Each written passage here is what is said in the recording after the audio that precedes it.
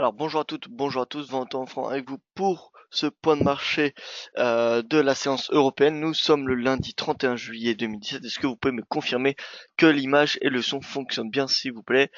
Alors bonjour à vous François, bonjour à vous Luc. Alors bonjour Brigitte, François qui nous dit oui c'est parfait. Écoutez, on va pouvoir commencer ce webinaire si le son et l'image fonctionnent comme il faut. Trader avec effet de levier comporte un risque élevé, ne peut être approprié car vous pouvez subir des pertes super votre dépôt.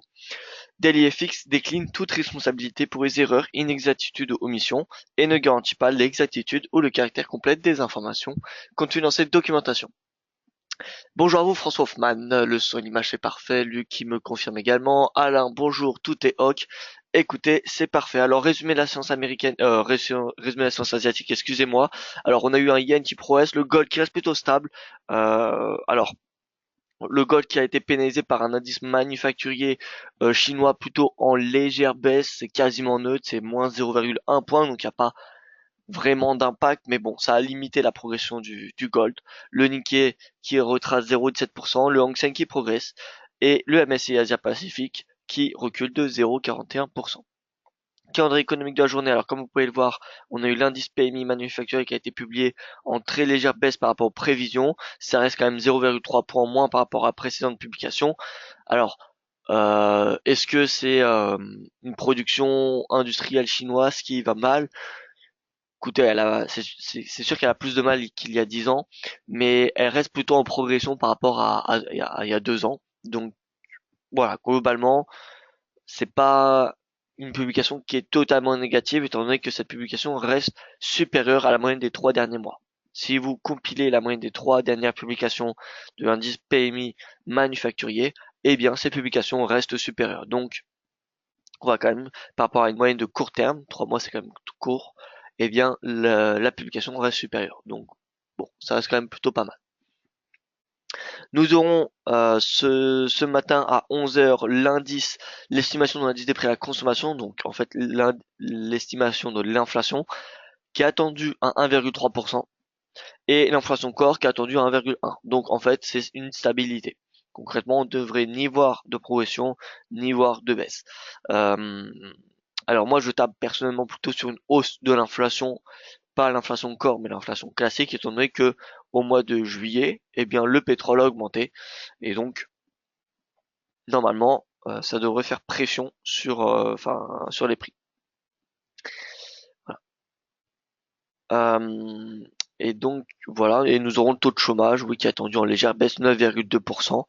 On n'a pas grand chose aujourd'hui. Demain, nous aurons le PIB de la zone euro qui sera bien plus important.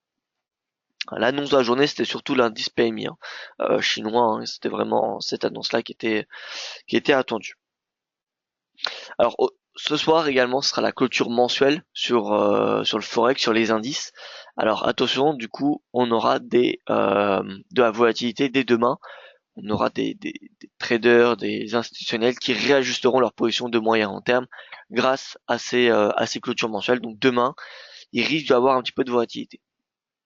Le graphique du jour, alors c'est la proportion des 10 plus grosses entreprises du S&P 500 qui peu à peu rejoint sa moyenne depuis les années 90. Comme vous pouvez voir, la moyenne, c'est la moyenne c'est la droite avec des petits points. Elle se situe autour des 20%. Et depuis donc 2015, on a les 10 plus grosses entreprises du S&P qui, euh, qui se voient progresser en termes de pondération. Donc, c'est-à-dire que le marché a un appétit particulier pour les 10 plus grosses entreprises du S&P depuis mai 2015. Voilà, il y a un retour sur ces entreprises. Donc, ces entreprises, qui sont-elles? Eh bien, nous avons Apple, Google, Microsoft, Facebook, Amazon, comme vous pouvez vous en douter.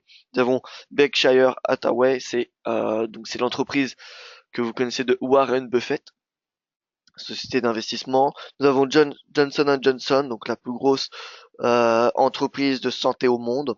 ExxonMobil, la plus grosse pétrolière. JP Morgan, la plus grosse banque. Voilà, donc nous avons ces 10 plus grosses entreprises. Ensuite, nous avons Wells Fargo, voilà, qui arrive à 10e position, 10, 11e en fait, parce que Google, vous avez Google, la classe A et classe C des actions, qui arrivent en deuxième et troisième position, mais bon, si on les fusionne, eh bien nous avons Wells Fargo qui est en 10e position. Voilà, donc ces 10 plus grosses entreprises sont de plus en plus convoités par le marché, qui fait augmenter naturellement la pondération de ces 10 entreprises dans le S&P 500 global. Voilà, donc en mai 2015, elle était environ de 16,5, on va dire 17%, pardon, et aujourd'hui, elle est plutôt proche des 19. Voilà. Et vous voyez donc le crack de 2000, on avait une pondération de 26% sur les valeurs technologiques, enfin, à mon avis, c'était les valeurs technologiques. Ensuite, les mai 2008, on a une pondération de 22%. La crise européenne, bon, vous me direz qu'il n'y a pas vraiment grand impact sur S&P, la crise européenne, mais là, globalement, c'était la date de la crise européenne, un peu plus de 20%. Voilà, donc en tout cas, la moyenne, dès que ça aura rejoint la moyenne, on pourra dire que ces entreprises commenceront peut-être à être surpondérées. En tout cas, pour un moment, globalement, si on fait une moyenne par rapport au S&P 500, eh bien, ce graphique-là, en tout cas, ne nous indique pas une surpondération de ces 10 plus grosses capitalisations boursières du monde, hein, même. C'est quasiment ceux du monde. Alors, bonjour à vous, Alain, bonjour à vous, Pierre-Yves.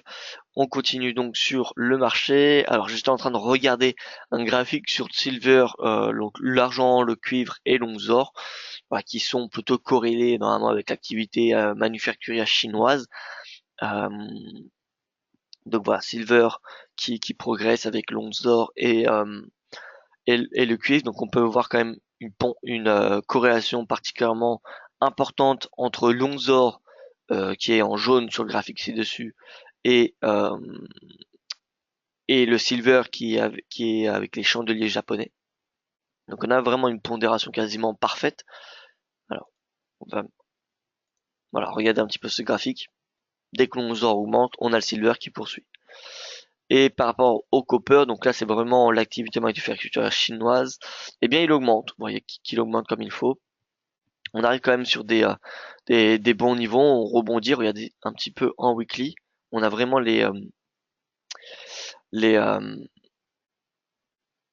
les matériaux qui augmentent, les matériaux industriels. Donc vous voyez, on a fait un point bas, on peut voir une constante, on peut voir un point en commun, c'est ce point en fin 2015, début 2016, le rebond des valeurs matériaux, des matériaux industriels, pardon, et ça coïncidait un petit peu avec le rebond du PMI manufacturier chinois, qui se stabilisait et qui a rebondi depuis, et on est actuellement à 51 et quelques.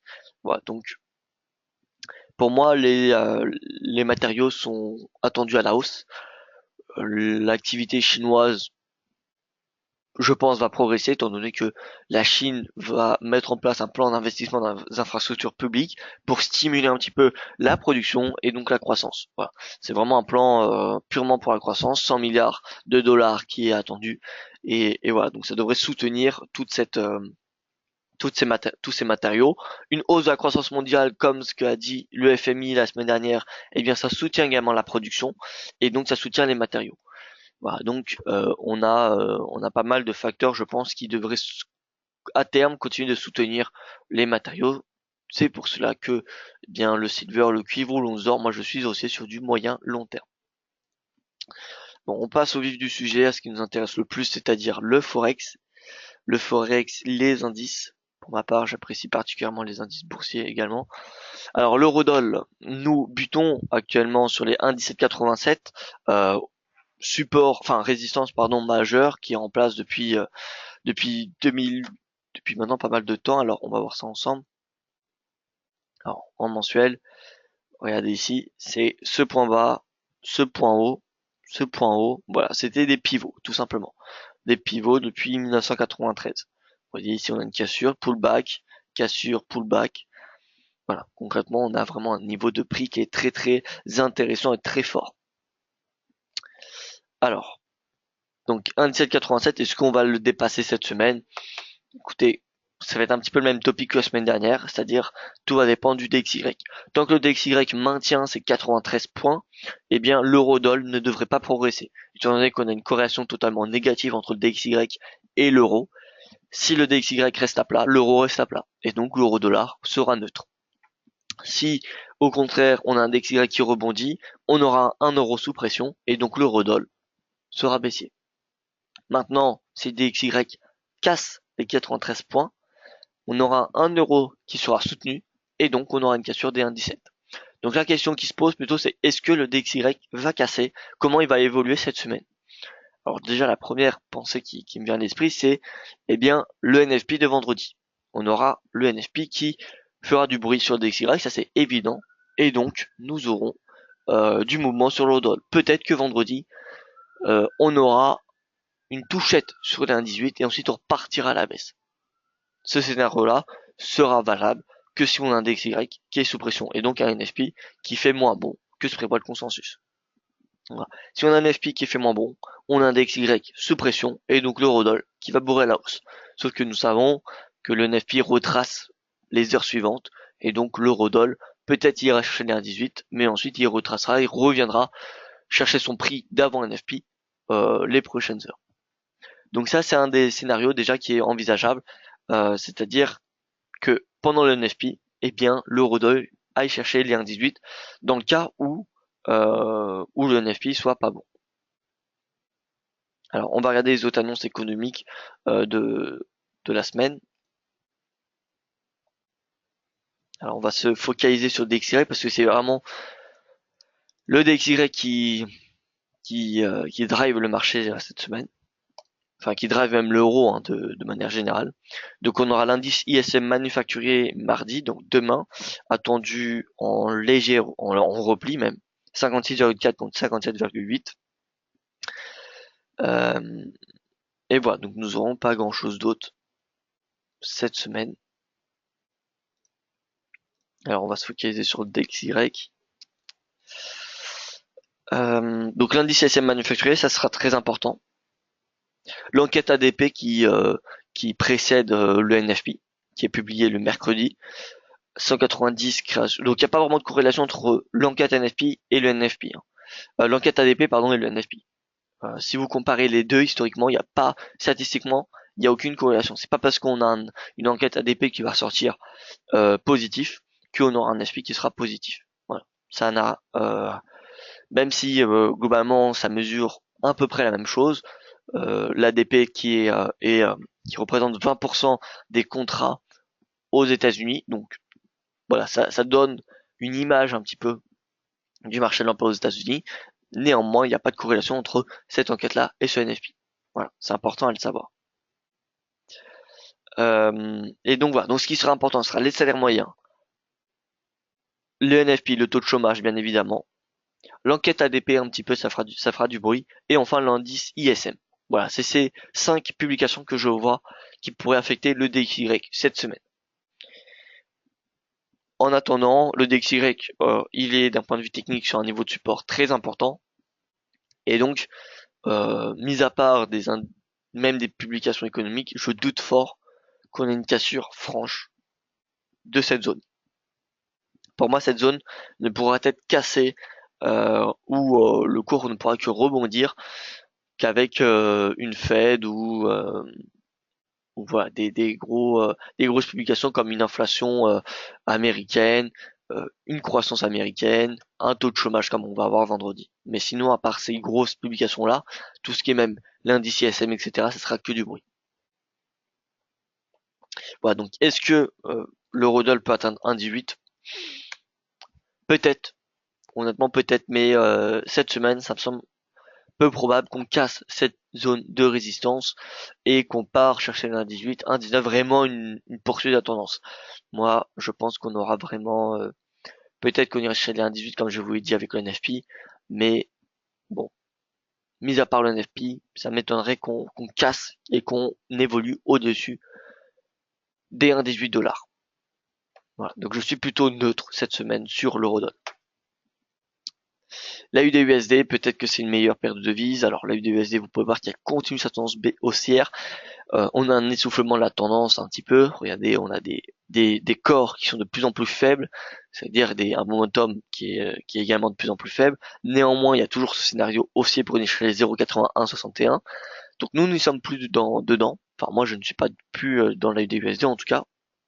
J'attends un pullback sur un mobile à 20 jours. Ça serait selon moi intéressant pour passer à l'achat. Vous voyez, le cours a rebondi 2 poids sur cette moyenne mobile. Donc au au début du mois de juillet et on avait fin du mois de juin à peu près. Donc on a eu 2 rebonds sur cette moyenne mobile et voilà, si on a un retour, ce serait plutôt intéressant. Ces rebonds étaient aussi coïncidés avec le rebond du RSI, près de 50. Donc, vous pouvez voir rebond du RSI et rebond du RSI. Voilà, donc le RSI, s'il rebondit près de 50, s'il retourne près de 50, ça sera un signal d'achat. AUD-NZD, donc c'est l'AUD qui est dans le vert aujourd'hui, donc ça veut dire que c'est le dollar australien qui est positif. Néanmoins, on regarde tout de même le NZD-USD, donc vous pouvez voir c'est une évolution latérale, c'est-à-dire que le NZD n'a aucune tendance, étant donné que le dollar US n'a aucune tendance depuis quelques séances, le dollar néo-zélandais également. Donc voilà, le dollar néo-zélandais, à court terme, c'est pas la devise qu'on va s'intéresser le plus. L'AUD-CAD.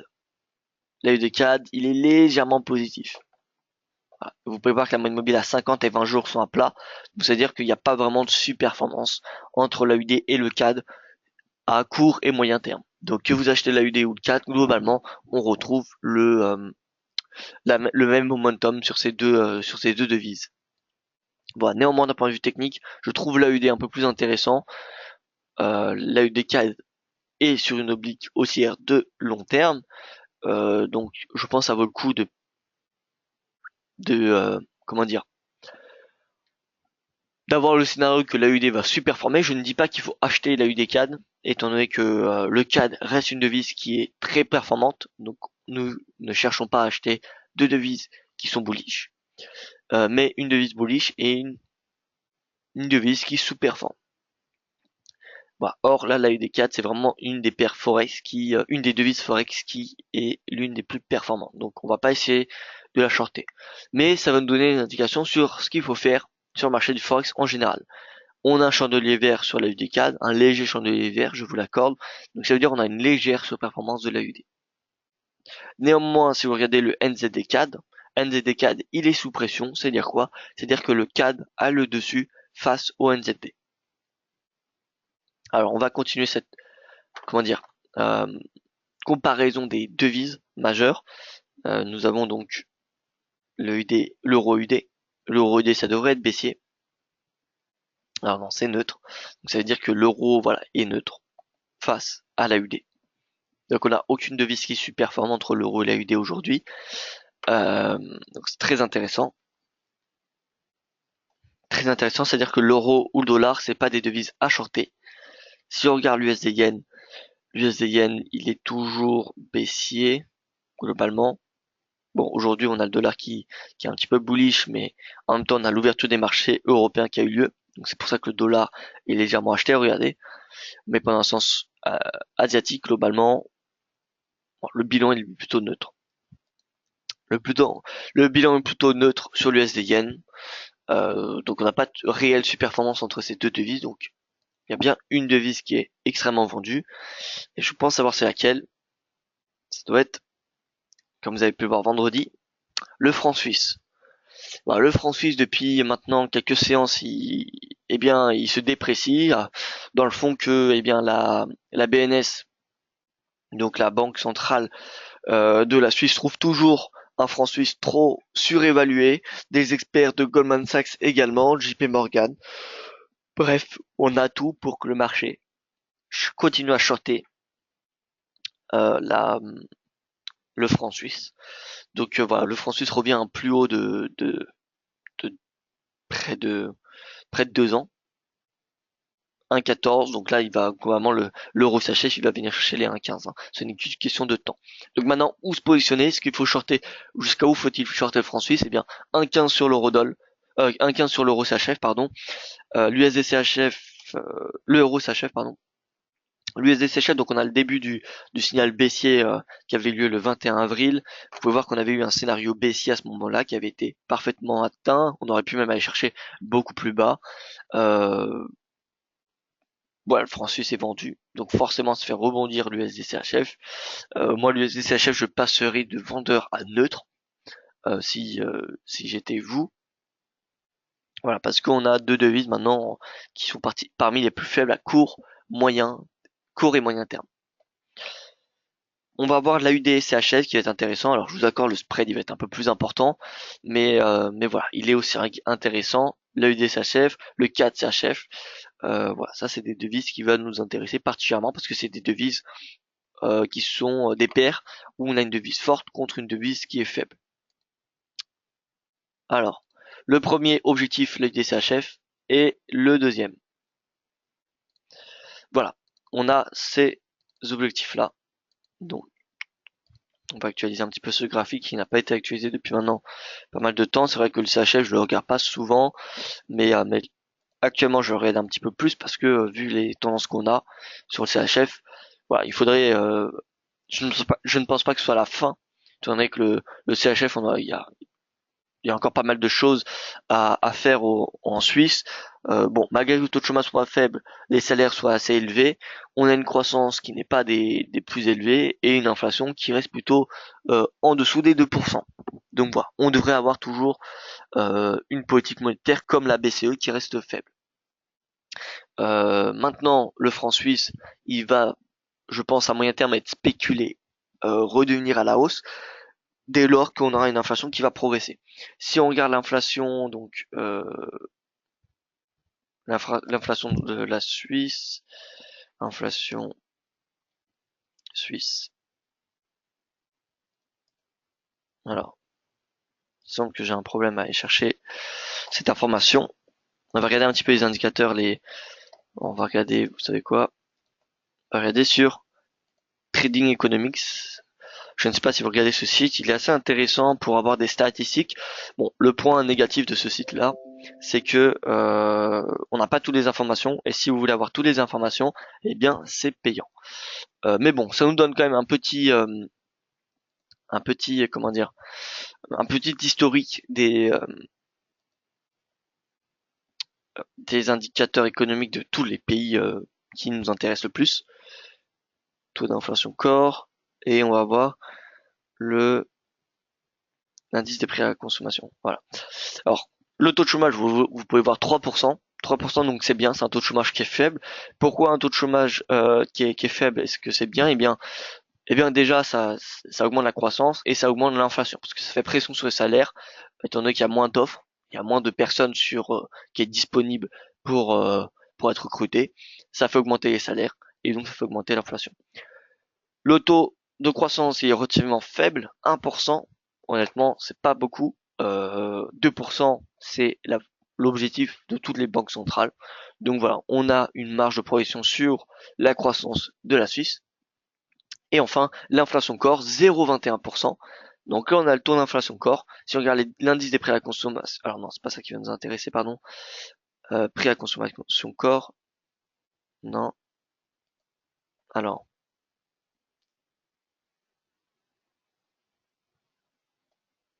bon, alors je pense que c'est le taux d'inflation corps. Bon, vous pouvez voir que le taux d'inflation corps, il est relativement faible. Et les prévisions, vous voyez, sont attendues à la hausse. Donc ça, c'est plutôt bénéfique, mais bon. Vous voyez que vraiment l'inflation, elle est plutôt faible, hein. Et sur 10 ans, alors, sur 10 ans, il semblerait que le cycle est attendu, vous voyez, il semblerait que l'inflation, le point bas a été fait et qu'elle devrait repartir à la hausse. Euh,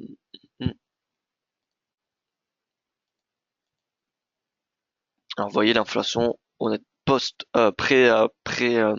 pré-crise économique a été autour des 1%. Donc là, elle remonte, mais on est encore très très loin des 1% ou des 1,5%. Voilà, donc si on est à juste peut-être une moyenne, donc là c'est oui, mais c'est une moyenne de quatre périodes. C'est dommage, vous voyez, ce site-là il est un petit peu limité dans le sens qu'on peut pas personnaliser vraiment les moyennes. Moyenne de 4 mois, c'est pas vraiment, c'est pas très intéressant. Enfin, c'est pas ce qui m'intéresse le plus. Voilà, en tout cas, vous voyez que l'inflation revient sur la moyenne de 4 mois, donc voilà. En conclusion, faible inflation et faible croissance en Suisse, et c'est pour ça qu'il est shorté. Et étant donné que, eh bien, il y a un franc suisse qui est attendu de plus en plus à la baisse, eh bien le marché le vend de plus en plus. Voilà, donc là UDCHF, honnêtement, on peut avoir un scénario haussier jusqu'à au moins 0,7869. Voilà, donc on va rentrer, vous savez quoi, on va même rentrer à l'achat à ce niveau de prix là. et on vient viser le deuxième objectif. Voilà, donc ça c'est un objectif AUD CHF. On peut avoir le CAD CHF également, étant donné que l'AUD et le CAD, on l'a vu, on a deux devises qui sont quasiment équivalentes en termes de performance. Alors moi, le prochain point que je constate, c'est celui-ci, 4 CHF, avec un niveau de support, voilà, par là. Bon, si je devais tracer deux droites, un niveau de support et un niveau de résistance sur la DCHF, ça serait celle-ci. Donc, pour moi, le 4 CHF, pardon, il peut venir chercher les 0,119. 0,119,50. Voilà, c'est tout à fait possible. Vous savez quoi, on va même tracer cet objectif. Maintenant, vous choisissez ce que vous voulez entre l'AUD CHF, le 4 CHF et ou entre l'euro CHF. Mais encore une fois, ça sert à rien d'acheter les trois paires de devises. Hein. Ça fait que augmenter votre exposition face au CHF. Par contre, si vous décidez de, par exemple, si vous mettez, imaginons 10 000, si vous voulez mettre une position de 10 000 sur l'euro CHF, eh bien au lieu de mettre 10 000 sur l'euro CHF, ce que vous pouvez faire, c'est de mettre plutôt 9 000 pour que ce soit plus facile mathématiquement. Au lieu de mettre 9 000 sur l'euro CHF à l'achat, ce que vous pouvez faire, si vous pensez que l'euro va progresser, que l'AUD va progresser, que le CAD va progresser face au CHF, eh bien, pour aplatir un petit peu ce risque, vous faites, par exemple, 3000 sur l'euro CHF, 3000 sur l'AUD CHF et 3000 sur 4 CHF. Ça va un petit peu aplatir le risque. Regardez, par exemple, on va mettre l'euro CHF. On va le mettre depuis le début de l'année. D'accord? Donc on a l'euro CHF qui augmente de 6,23%. Néanmoins, vous estimez que voilà, c'est un petit peu risqué de vous exposer que sur l'euro CHF. Eh bien, ce que vous aurez pu faire, vous prenez une position de chaque sur l'euro CHF, le DCHF et le 4 CHF de taille équivalente. Et si vous avez fait ça, c'est facile à dire si vous avez fait ça au début d'année, mais c'est juste pour faire voir pourquoi ça aplatit le risque. Voilà, donc là, on fait le scénario qu'on avait pris trois positions. Au lieu de prendre une grosse position au début d'année, on avait pris trois petites positions. Voilà. Alors, j'ai mal utilisé, donc c'est pas add symbole, c'est compare. Donc AUD CHF plus euro CHF plus 4 CHF, pardon. Voilà, donc au lieu d'avoir un rendement de 6,20%, vous en aurez eu un de 4,20 avec un plus bas de moins 2%.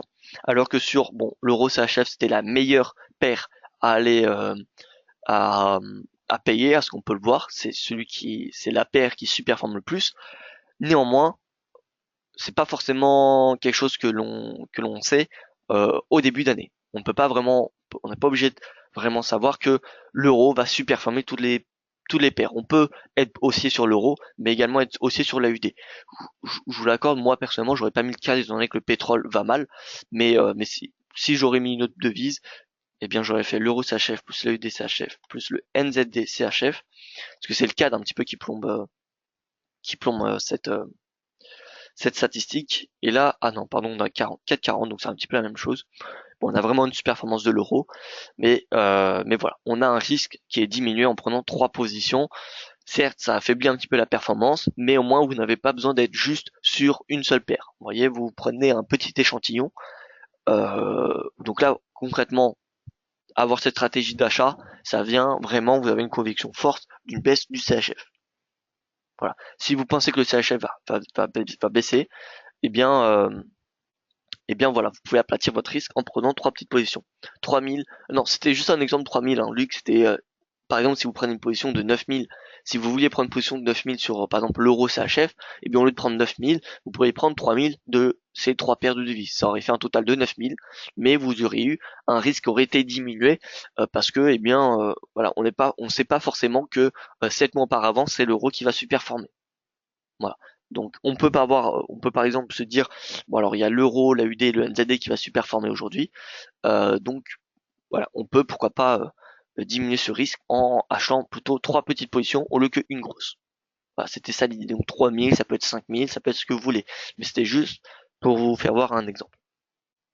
Ma valeur du jour de la part de François. Alors, ma valeur du jour. Laissez-moi comparer un petit peu les devises. Donc l'euro CAD, pas de réelle performance. La UD CAD, on l'a dit, pas vraiment de performance. L'USD CHF, l'USDI CHF Yen, pardon, baissier. Alors pour moi, honnêtement, ça va toujours être, enfin, ça va toujours, pardon. En intraday, ça va être shorter le CHF. Ça me semble être la devise qui se short le plus. CHF NZD.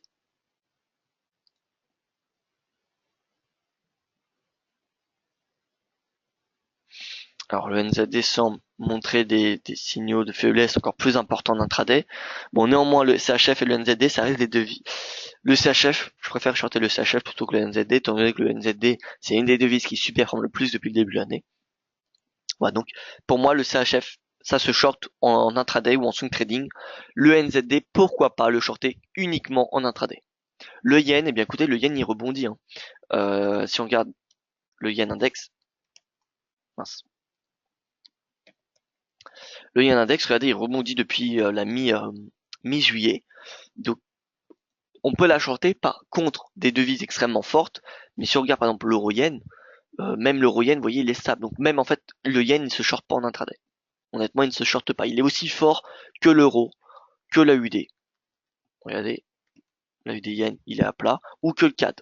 Donc non, le yen, moi je n'y touche pas aujourd'hui. Je n'y touche pas aujourd'hui. J'attends que le yen retourne à la baisse. Donc il retournera à la baisse. Il n'y a aucune, d'un point de vue fondamental, il n'y a rien qui soutient le yen. L'inflation est encore, bon, l'inflation augmente légèrement, mais elle est extrêmement faible. Elle est à 0,4%. Voilà. Elle est extrêmement faible. On est très très loin d'une prochaine hausse des taux, d'un début de cycle de hausse des taux. On a une politique monétaire qui est extrêmement généreuse avec une banque centrale qui est la plus endettée au monde. Donc non, le yen, moi je ne l'achète pas. Néanmoins, il est haussier, donc je ne vais pas le vendre. Ou alors je vais le vendre sur du moyen long terme, comme ce que l'on fait actuellement sur la UD yen, NZD yen, etc. Mais euh, mais donc voilà, le yen, honnêtement, je ne touche pas en intraday. Par contre, euh, dès qu'il repartira à la baisse, il repartira à la baisse dès que le marché des actions repartira à la hausse. Voilà, ça sera un signal de baisse sur le yen. Et donc dès qu'il repartira à la baisse, oui, je le shorterai, et pas pour le moment. Donc là, la valeur à shorter pour moi, c'est le CHF en intraday ou en swing trading, ou le NZD, mais uniquement en intraday. Voilà, donc l'AUD CHF, le CAD CHF, l'euro CHF. Voilà, c'est des devises qui sont intéressantes à payer. Donc l'euro CHF, direction 1,15 concrètement. L'AUD CHF, on vient chercher les 0,78 et le CAD CHF. Donc ça, c'est des stratégies, pardon, swing trading. 4 CHF, donc là c'est une stratégie un peu plus long terme, 0,7950, un peu plus risqué parce que ça dépend un petit peu, ça dépend du pétrole. Donc voilà. Et le 4 CHF c'est un scénario un petit peu plus risqué, mais il y a un potentiel quand même qui est important. Et donc voilà, le CHF, sinon quelle autre devise on peut, bon pourquoi pas si vous voulez payer le dollar, bah l'USD CHF vous pouvez le payer jusqu'à à la rigueur 0,9761, c'est un objectif qui est possible. 0,99. 0,97, 59 exactement. Voilà, vous pouvez le payer jusqu'à là. Donc voilà, ça c'est ma stratégie intraday, c'est la devise à shorter.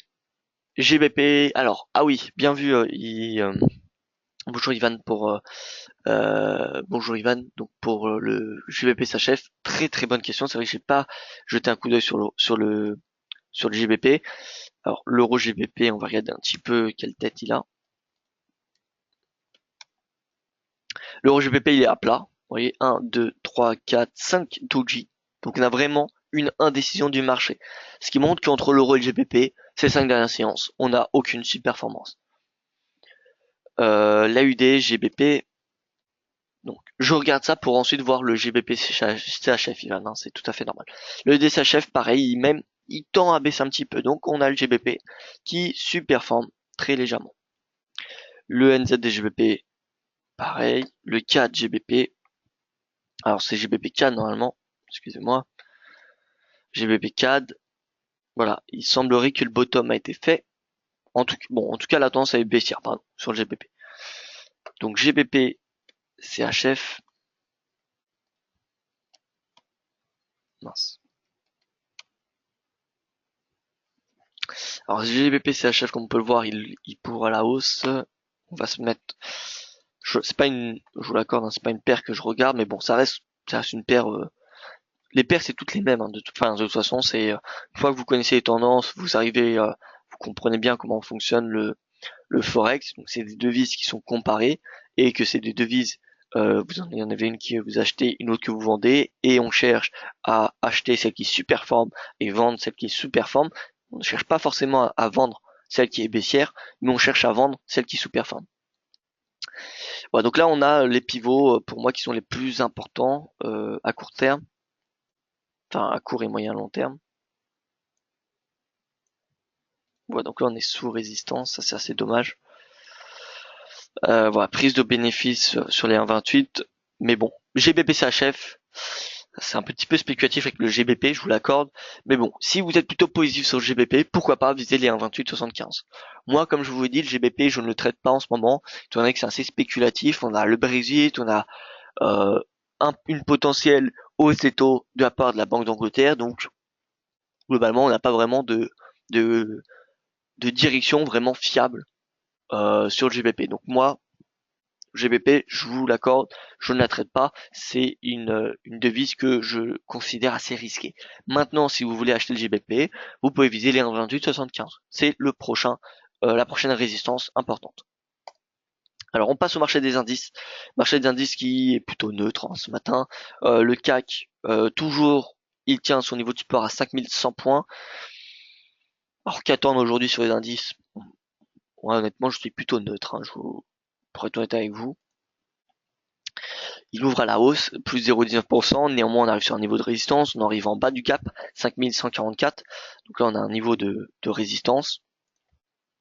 On a un niveau de ces résistances-là, pardon. Tac, tac. Voilà, on a ce niveau de résistance. Ensuite, nous aurons celui-ci. Ouais, 5144. Pour moi, honnêtement, je n'envisage pas une poursuite. Enfin, honnêtement, je suis neutre. Voilà, tout simplement. J'ai pas de conviction sur les indices européens aujourd'hui. Donc je suis neutre. En swing trading, j'ai toujours mon objectif, je suis toujours baissier sur les indices européens. Donc le CAC, sur du swing trading, direction des 5000. Pour moi, c'est inévitable. C'est vraiment une conviction forte que j'ai. Donc les prix de vente, ça sera le haut du range, le haut du canal baissier, pardon. Donc dès que le CAC viendra chercher le haut de ce canal, eh bien ça sera euh, une bonne opportunité pour shorter le CAC. Le DAX, pour moi, il peut venir chercher les 12 000 points. D'après un décompte héliotiste, pardon, l'objectif théorique de cette deuxième impulsion baissière, c'est les 12 044 points. Donc on est en train de rédiger un guide de trading sur les vagues d'Elliott qui sera prêt normalement d'ici 2 semaines sur le site. Donc je travaille dessus un petit peu tous les jours, mais voilà, assez intéressant ces vagues d'Elliott. Donc je le rédige donc c'est un analyste américain qui le rédige, qui a une certification internationale sur les vagues d'Elliott, et donc voilà, donc je suis en train de le traduire et un petit peu ajouter mes touches personnelles, mais voilà, c'est très très intéressant ces vagues d'Elliott, donc ça sera disponible sur le site d'ici 2 semaines.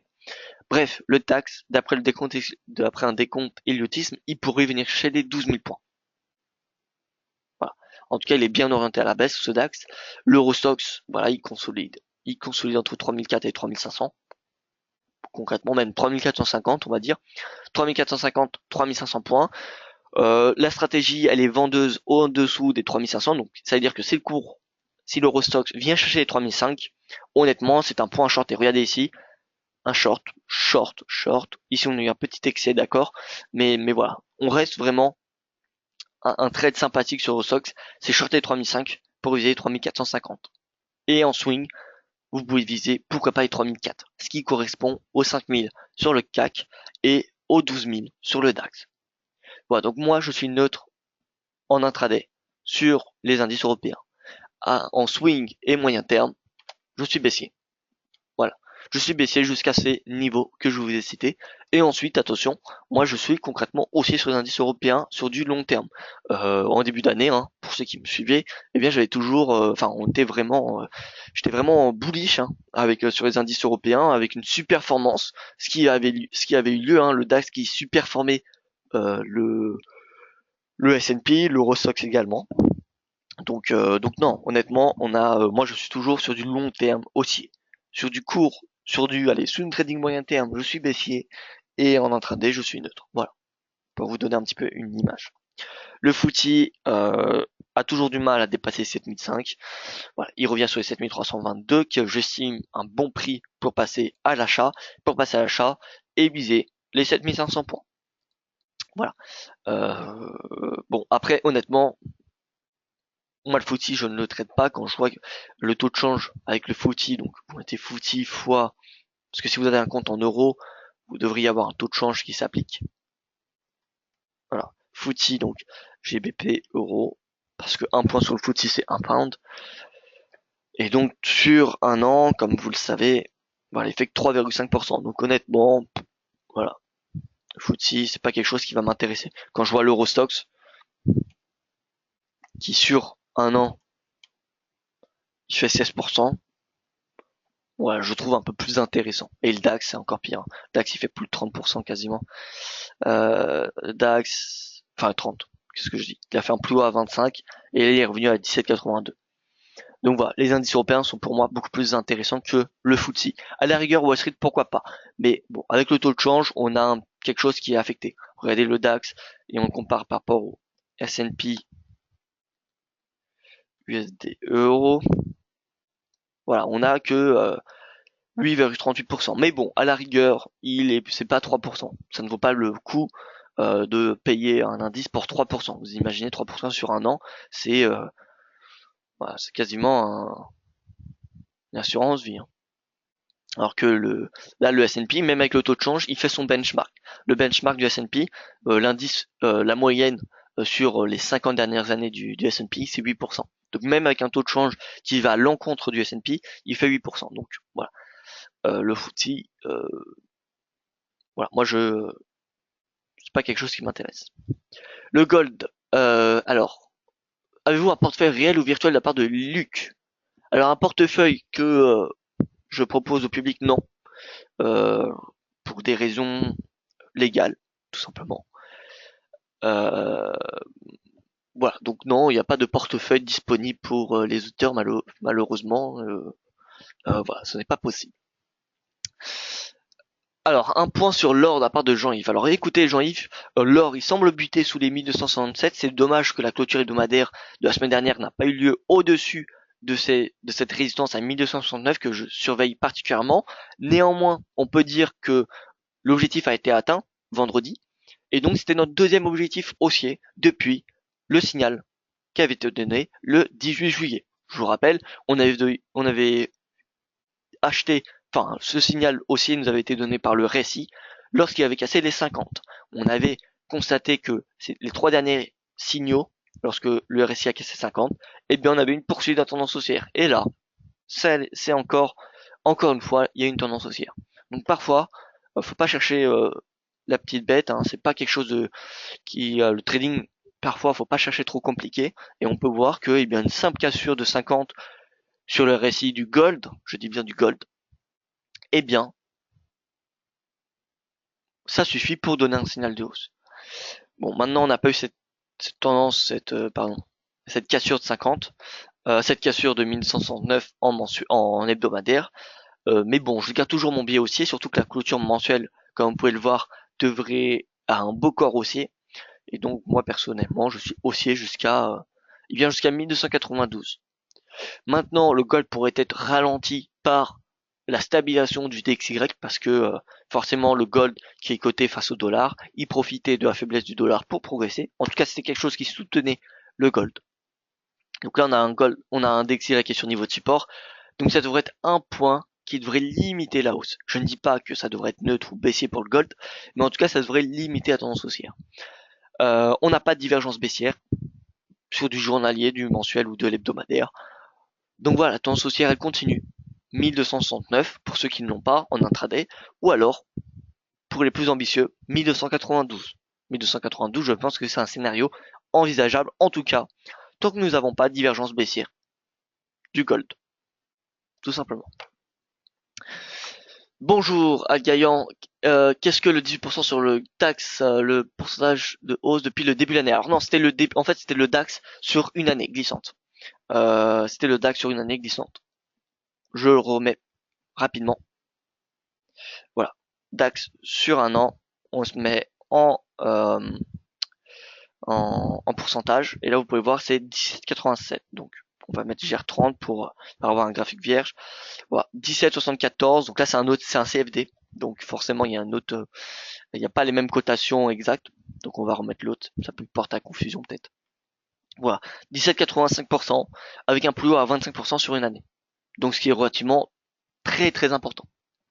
Voilà. Alors que si vous regardez le FTSE avec un taux de change, c'est seulement 3, et un S&P avec un taux de change, c'est entre guillemets, pas seulement, mais c'est 8-9%. Donc voilà, le DAX reste de loin, si vous avez un compte en euros, eh bien, un indice qu'il faut privilégier plutôt que le DAX ou plutôt que le S&P ou le FTSE. Faut pas regarder que la valeur absolue, mais faut regarder aussi avec le taux de change, c'est très important. Parce que au final, ce qui nous intéresse, c'est ce qu'il y a dans notre poche. Hein. C'est pas que le S&P fasse 8%, c'est très bien qu'il fasse 8%, mais 8% dans notre portefeuille, c'est ça qui nous intéresse. Enfin, le pétrole. Alors le pétrole, écoutez, il a atteint les $50. Alors oui, voilà, il a atteint les $50. Prise de bénéfice, hein. Honnêtement, prise de bénéfice sur les $50, au moins 50% des positions que vous avez à l'achat. Voilà, par prudence. Je ne dis pas qu'on ne peut pas aller au-dessus, mais voilà. Attention, $52. Vraiment, si le cours atteint, moi personnellement, je conseillerais de prendre tous les bénéfices sur les 52. On a vraiment un plafond de verre à $52. Donc honnêtement, 52 c'est vraiment une zone à, je ne dis pas forcément qu'il faut vendre, mais en tout cas par précaution, prenez les bénéfices. Voilà. Donc 50, moi je ne suis pas à l'achat. Je ne suis pas à l'achat pour être honnête avec vous. Mais voilà, pourquoi pas prendre la moitié, 50%, ça me semble plutôt raisonnable. Et 52, honnêtement, moi je, je n'anticiperai aucune hausse durable au-dessus des $52. On a cette oblique baissière qui va chercher ses points bas depuis 2015 et qui se situe près de 53. Bref, pétrole, court terme, je suis neutre. On est sur un sol psychologique. Le marché devrait prendre des bénéfices. Donc, globalement, il devrait consolider. Bon, allez, peut-être qu'il va marquer un plus à 50,78, mais il devrait rester dans cette zone-là. Alors, à court terme, le pétrole devrait rester dans cette zone. Voilà. Voilà, donc entre globalement 50, 87 et 80 et 49, pardon. Voilà, donc je suis neutre sur le pétrole à court terme. Et je pense que cette hausse n'est pas forcément justifiée. C'est pas parce on a que des déstockages, mais je pense que le marché va reprendre, de nouveau regarder un petit peu le nombre de forages aux États-Unis et va voir que ce nombre de forages aura augmenté sur une année glissante et qui fera pression donc sur le gel de la production de l'OPEP et donc sur le cours.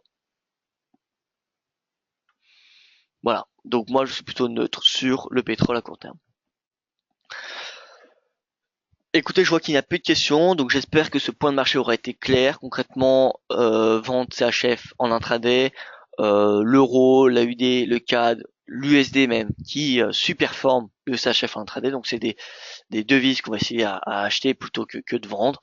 Maintenant, l'AUD, on sait que c'est une devise qui superforme sur du moyen terme. Donc si vous voulez laisser courir votre position, je pense que l'AUD ou l'euro sont deux devises un peu plus adaptées plutôt que l'USD ou le CAD. Maintenant, on a des indices européens qui devraient être neutres en intraday. En tout cas, pas vraiment de tendance, de momentum. À moyen terme, je suis plutôt baissier. Le gold, je suis haussier. Et voilà, tout simplement. La news à 11h sur l'eurodoll de la part de Laurent. Alors oui, l'estimation de l'inflation sur l'eurodoll, eh bien écoutez, elle aura un impact bien évidemment sur l'eurodoll. Alors, je ne peux pas vous donner des objectifs sur l'eurodoll selon l'estimation de l'inflation, c'est trop spéculatif. Mais voilà, j'ai des niveaux de support résistance, un niveau de support à 1,1660 environ, et voilà, 1,1660, oui voilà, c'est 1,1660, et un niveau de résistance à 1,1780. Donc je pense que le cours va osciller entre ces deux bords. Voilà, en intraday, en tout cas, stratégie d'achat, pourquoi pas un 16,60. Néanmoins, attention, parce que si DXY rebondit pendant plusieurs séances, l'eurodoll sera enfoncé. Donc honnêtement, c'est à vos risques et périls. Moi, le DXY est sur niveau de support, donc l'eurodoll, je passe neutre sur du court terme. Voilà, j'ai toujours mon aspect haussier, hein. Je suis pas le premier, hein, loin de là. Enfin, je pense pas avoir été le premier à dire Eurodoll 1,20, mais en tout cas, ça fait depuis le début de l'année, ça je sais, que je suis haussier jusqu'à 1,20 dollars sur l'Eurodoll. Maintenant, voilà, à court terme, pour les prochaines séances, attention, l'Eurodoll, pour moi, il pourrait consolider. Voilà. Merci à vous tous pour votre attention. Rendez-vous demain dans ce même point de marché pour davantage de stratégie. Et écoutez, bonne journée à vous. Rendez-vous sur le site dailyfx.fr et à demain.